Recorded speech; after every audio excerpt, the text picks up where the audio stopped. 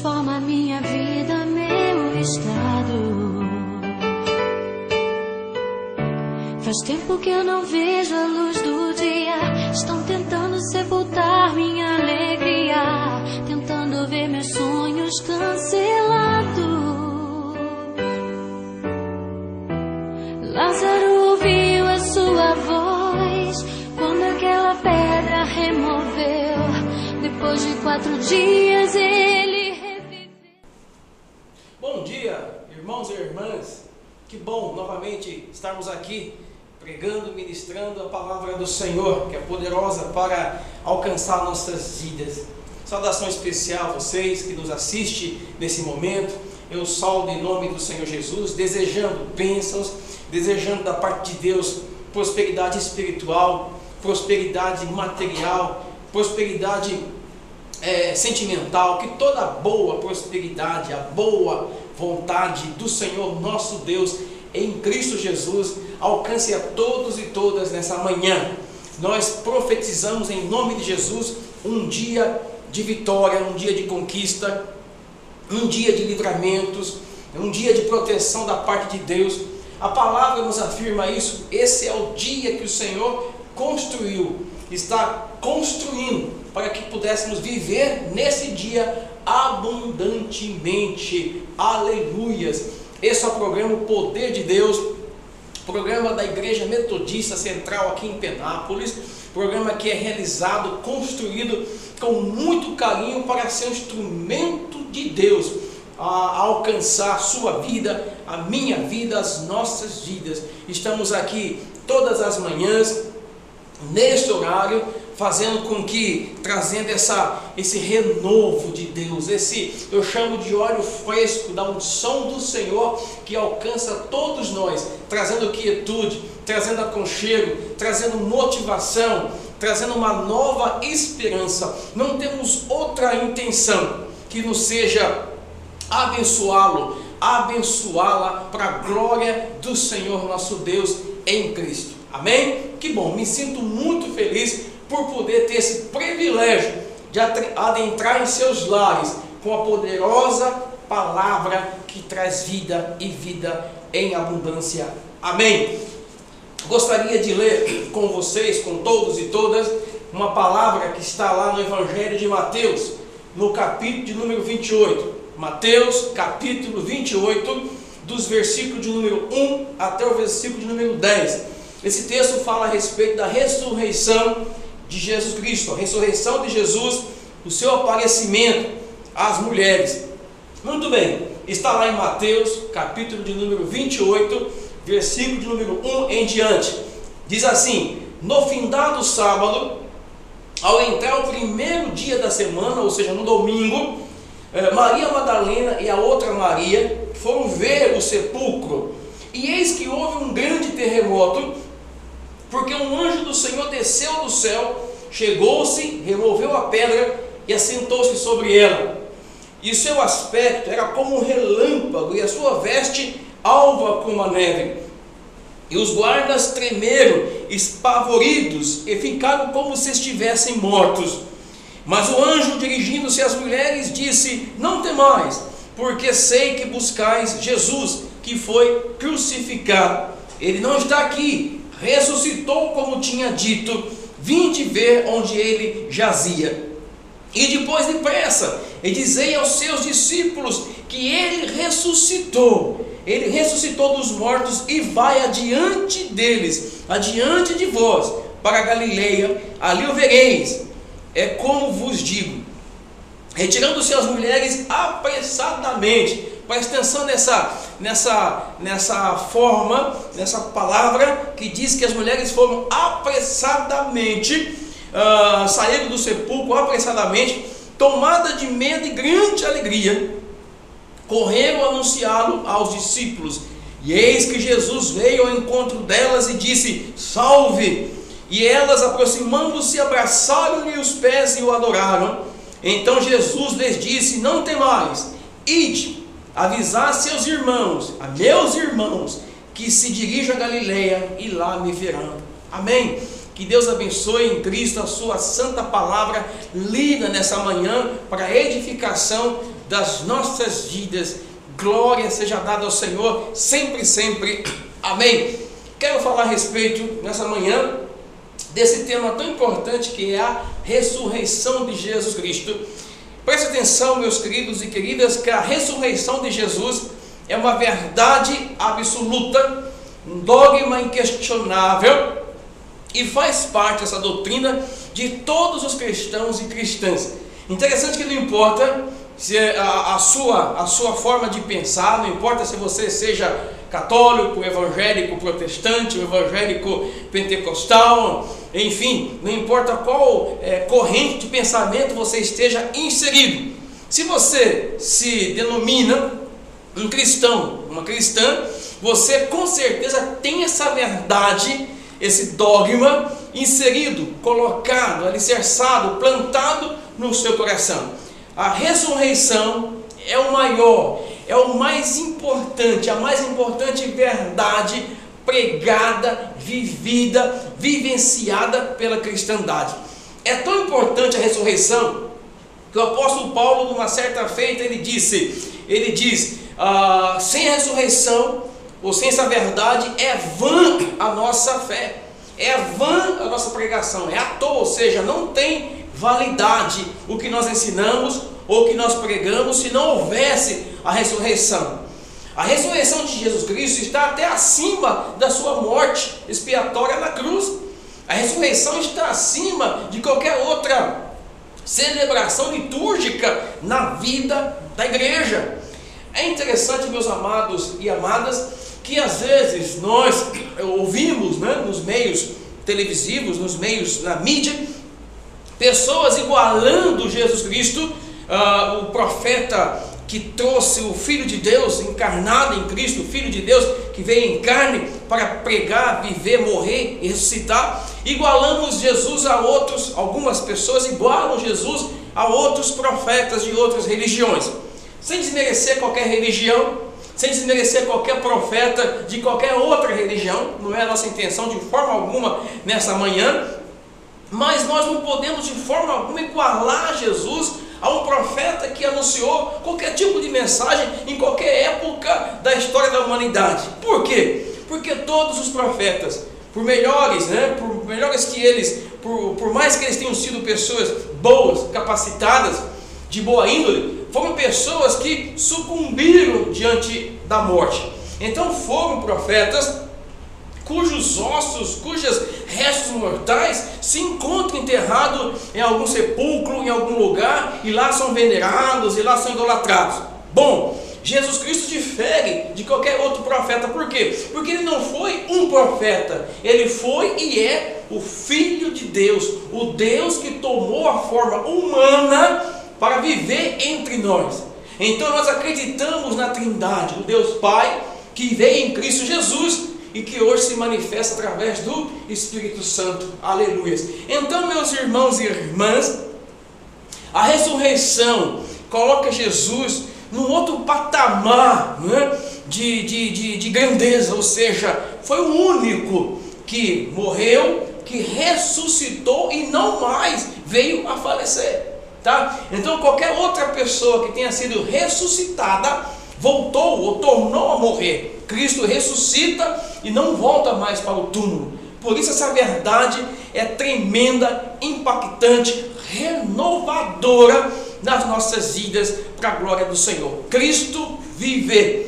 Essa verdade nos faz assim, nos faz esperançosos. Essa verdade nos torna pessoas mais otimistas, Essa verdade nos torna pessoas mais fortalecidas.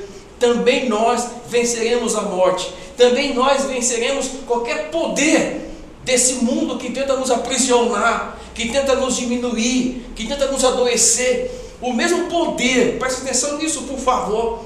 O mesmo poder de Deus que ressuscitou a Jesus Cristo dentre os mortos é o poder que trabalha na sua vida, na minha vida, nesse momento, nesse exato momento.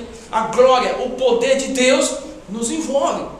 por mais que você não possa ver esse poder, ou até sentir esse poder, essa verdade, ela é uma verdade inquestionável. Muito bem, a ressurreição de Jesus Cristo, falaremos sobre isso nesta manhã. Ela rompe com algumas paradigmas. Antes de falarmos sobre os paradigmas, o que são paradigmas? Paradigmas são, ou pode ter outras explicações esse termo, mas nós entendemos que paradigmas são verdades construídas por nós. Algumas dessas verdades construídas por nós, elas são importantes, não são de todas ruins, mas muitos dos nossos paradigmas foram verdades construídas em cima da nosso próprio olhar a respeito das coisas. Verdades que não são tão importantes, verdades que não geram necessariamente salvação ou perdição. Paradigmas foram verdades, ou são verdades construídas por nós em cima daquilo que nós ensinamos, daquilo que nós aprendemos, daquilo que nós enxergamos, tá? Então alguns paradigmas são meramente humanos, são meramente nossos, são paradigmas da igreja, não são verdades absolutas, tá? E alguns são até interessantes, mas a maioria dos paradigmas que nós criamos escraviza, nos impede de vivermos a dimensão da plenitude de Deus em Cristo Jesus. Antes de vermos quais são os paradigmas que a ressurreição quebra, anula, vamos ver a respeito dessa verdade, que a ressurreição de Jesus, ela golpeia a morte. Paulo tem uma frase interessante a respeito disso, eu queria ler com vocês, e se vocês não têm as suas Bíblias em mãos, pode acompanhar, ouvir essa leitura, que nós estaremos fazendo agora, quando Paulo, em sua carta aos Coríntios, no capítulo 15, no versículo de número 55, ele diz, a partir do versículo 54, finalzinho: se cumpriu a palavra que está escrita, tragada foi a morte pela vitória. A ressurreição de Cristo anula os efeitos da morte. E o texto continua dizendo, olha só: onde está a morte, a tua vitória? Onde está, ó morte, o teu aguilhão? O aguilhão da morte é o pecado, e a força do pecado é a lei. Graças a Deus que nos dá vitória por intermédio de nosso Senhor Jesus Cristo. Amém? Então a morte foi mortalmente golpeada. Jesus Cristo, ele, ao vencer a morte, ele torna-se absoluto, ele torna-se pleno, ele torna-se o único capaz de nos conduzir pelo mesmo caminho que ele passou e prevaleceu. Essa jornada no qual nós entramos quando aceitamos a Jesus é a mesma jornada que Cristo trilhou. E assim como ele venceu a morte, nós também, pela fé, já vencemos em nome de Jesus. Paulo afirma que, quer vivamos, quer morramos, somos do Senhor. Por isso é importante que essa fé da ressurreição traga em nós quietude acerca da morte, ou seja, que nos ajude a não temermos, a não termos medo da morte, porque a morte é apenas uma passagem, uma porta que nos leva a essa imortalidade para sempre em Cristo Jesus, no reino que está preparado para todos nós.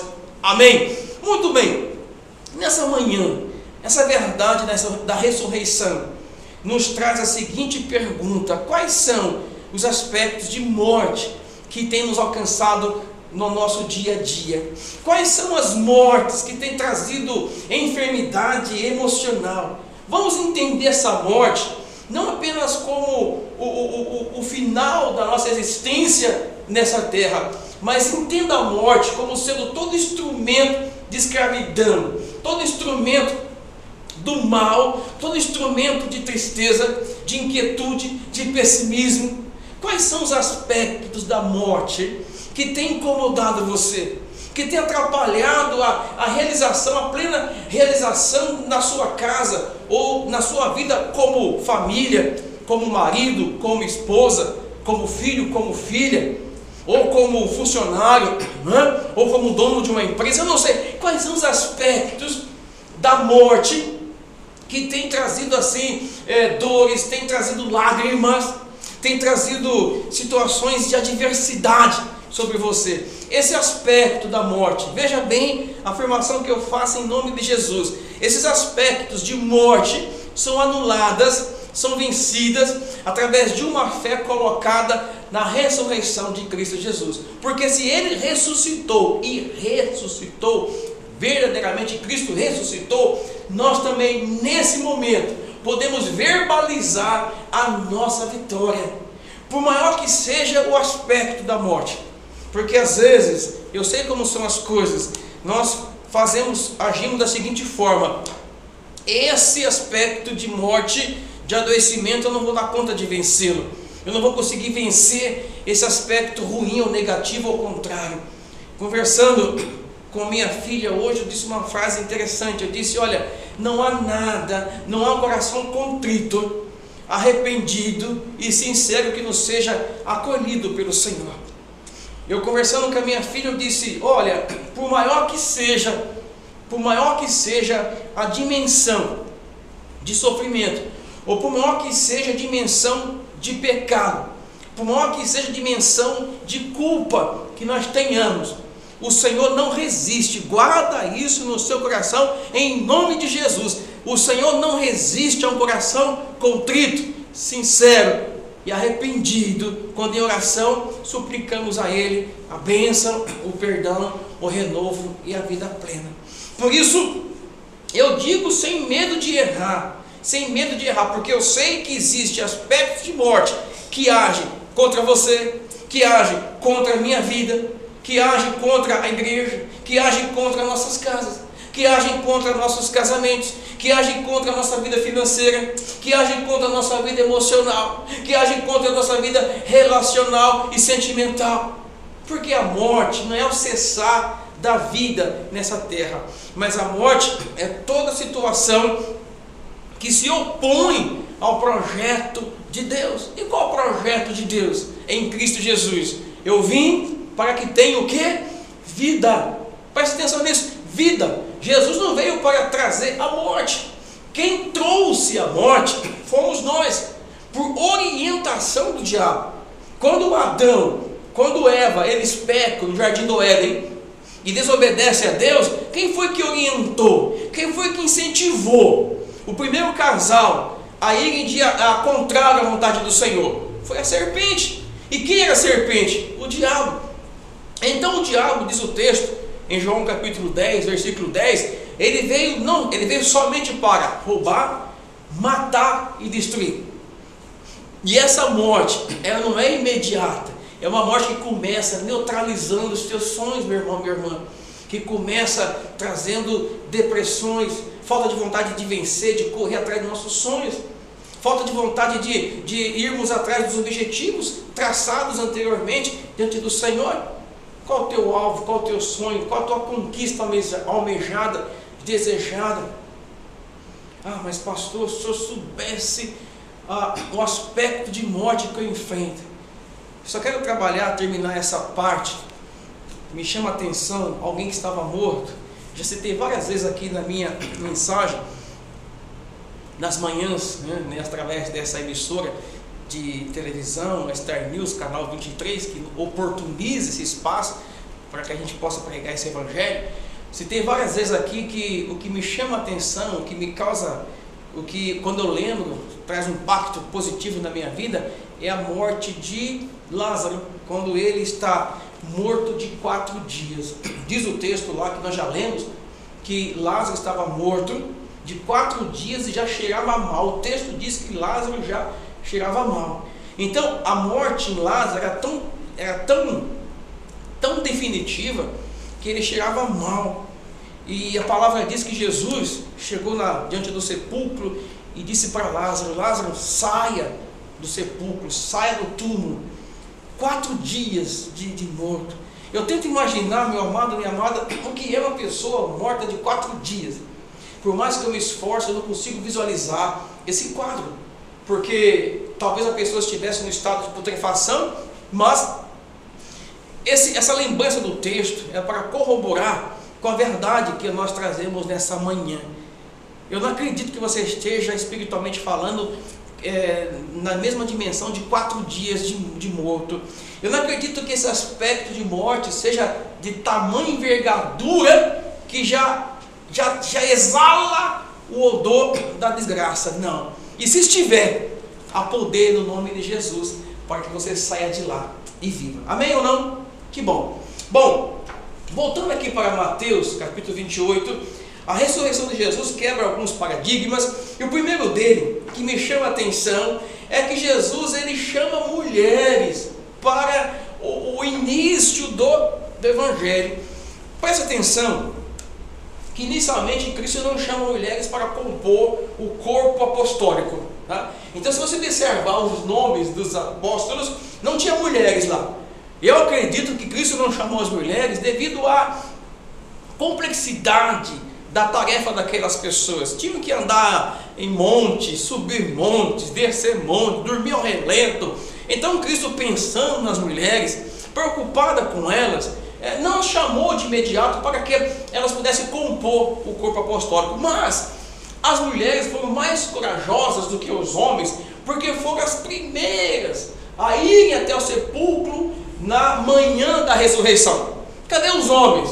Fugindo. Cadê os homens? Se escondendo. Cadê os homens? Atemorizados. E diz o texto que as mulheres foram ver o sepulcro logo pela manhã, ali aguardando essa ressurreição de Jesus. Então ele quebra esse paradigma que nós criamos, que certos aspectos da vida eclesiástica só podem ser trabalhadas por mulheres, né? Graças a Deus que a nossa igreja metodista abre espaço para que as mulheres exerçam o seu ministério, o seu sacerdócio, o seu chamado, a sua vocação. Parece que isso é uma coisa fácil, tranquila, mas há uns 20 ou 30 anos atrás, nós fomos a primeira igreja evangélica a ordenar, né, mulheres ao pastorado. Eu lembro no passado, quando éramos ridicularizados por termos mulheres pastoras. Hoje não, hoje é comum termos mulheres pastoras, graças a Deus, bispas, né? Só falta termos agora apóstola, se esse é o termo. Mas as mulheres têm seu espaço. E Jesus ele quebra esse paradigma, chamando essas mulheres para que elas então exerçam esse ministério do anúncio do Evangelho.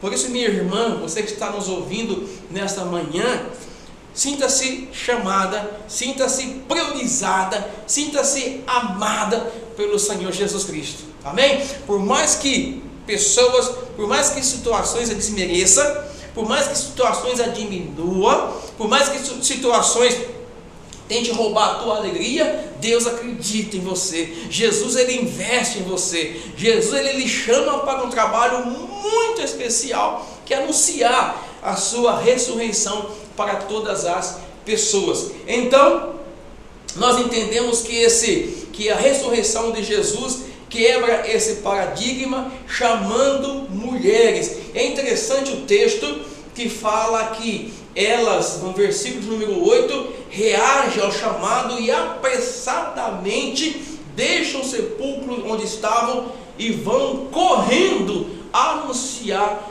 o Evangelho de Jesus Cristo. Se não fosse essas mulheres piedosas, instrumentos de Deus na expansão do Evangelho do Reino. Deus abençoe a todas e sintam-se valorizadas como vocês certamente são pelo Senhor Jesus, e que Deus as abençoe.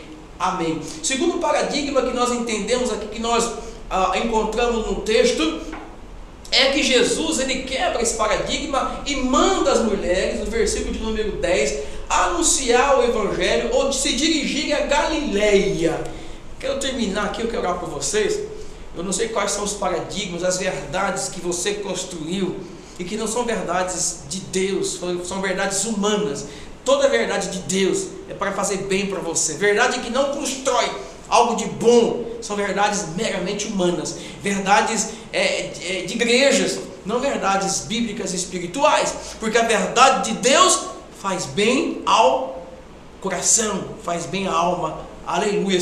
Havia um pensamento de que a fé era somente para os judeus. A fé, ela era para os judeus, não era uma fé universal. Os judeus tornaram-se exclusivistas. Os judeus, infelizmente, tornaram-se nacionalistas. E era um escândalo imaginar a salvação alcançando os gentios, alcançando os pagãos, alcançando as demais pessoas. E Jesus rompe com esse paradigma, dizendo que ele veio para todas as pessoas. O Evangelho não é exclusividade de nenhuma igreja. O Evangelho é exclusividade de Deus. E Ele quer alcançar as pessoas. Todas as pessoas, elas são alvos do amor do Senhor. Bom, nessa manhã eu acho que por aqui já está bom. Eu penso que falei algo a respeito da ressurreição de Cristo, que produz algumas mudanças comportamentais, relacionais, espirituais nas nossas vidas. E se Ele ressuscitou, você também pela fé está vivo em Cristo Jesus. Toda força do mal e de morte que tenta escravizá-lo, que tenta roubar o encanto de vida em você, nós anulamos, repreendemos pelo sangue de Jesus Cristo. Amém? Então, se você está sendo aí objeto de uma opressão, se vozes tentam diminuí-lo, se vozes tentam construir em você uma esfera de adoecimento, uma esfera de derrota, nós nesta manhã reagimos a isso dizendo: Jesus Cristo vive. Aleluias. Muito bem, eu quero orar com vocês nesse momento. Esse é o programa Poder de Deus. Esse é o poder que faz novas todas as coisas. Quero orar por vocês agora nesse momento e profetizar vida na sua casa, na sua caminhada, na sua família, em nome de Jesus. Oremos.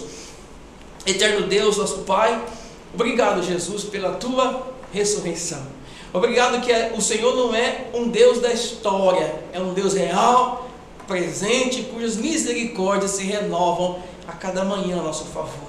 Creio que o Senhor vive e creio, ó Pai, que a ressurreição de Jesus me leva também a ressuscitar, a sair de uma condição de morte espiritual, de morte financeira, de morte conjugal, de morte sentimental. Pai, que essa dimensão de abundância, de vida, de sonhos, de objetivos, possa, Deus, nos alcançar nesse dia. Que os sonhos guardados, os sonhos escondidos, ó Deus, através pelo medo, pela mediocridade, seja agora, Deus, restaurado em todos nós, e que a plena vida de Deus em Cristo Jesus nos alcance em todas as dimensões da nossa existência. Eu oro e abençoo a esse irmão e essa irmã que nos assiste nessa manhã, em nome de Jesus. Amém. Glória a Deus. Programa O Poder de Deus da Igreja Metodista. Estamos aqui na Avenida Luiz Osório, 289. Teremos imenso prazer em recebê-la, a sua visita. Temos cultos quartas-feiras às 20 horas. Temos cultos nos sábados às 20 horas, é o culto da mocidade. Temos a escola dominical todas as manhãs, 9 horas da manhã.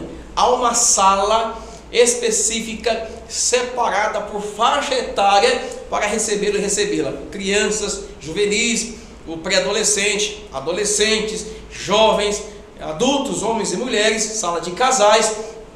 Então você terá um espaço para o aprendizado da palavra de Deus. Então venha domingo de manhã, a partir das 9 às 11 horas da manhã, juntos estudando a Bíblia em escola dominical. Domingo temos nossos cultos vespertinos, o culto das 18 horas e das 19h30. Você será bem-vindo, porque esta igreja ama você e Jesus ama muito mais. Programa O Poder de Deus, o poder de Deus que faz a diferença. Seja abençoado em nome de Jesus. Amém.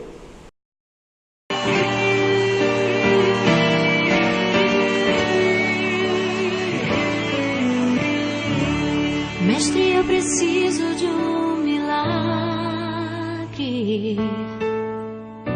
Transforma minha vida, meu estado.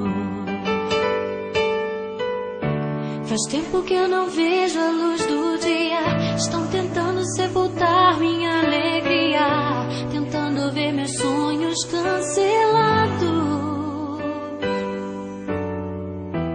Lázaro ouviu a sua voz quando aquela pedra removeu. Depois de 4 dias ele